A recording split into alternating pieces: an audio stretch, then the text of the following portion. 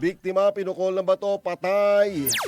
Patay ang isang biktima ng sakta nito ng suspect na nakita ng isang saksi.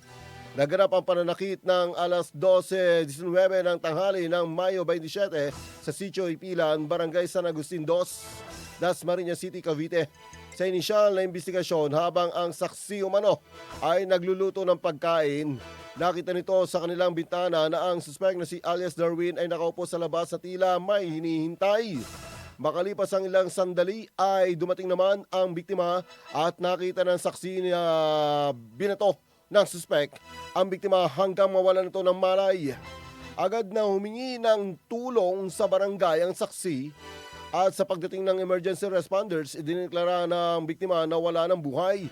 Iniresto naman ng mga kapulisan ng suspect na sa kasalukuyan ay nasa kustodiya ng Dasmariñas Component City Police Station. Inaalam pa kung anong dahilan kung bakit pinatay ng biktima sa pamamagitan ng pagbabato kung bakit pinatay ng suspect ang biktima sa pamamagitan ng pambabato.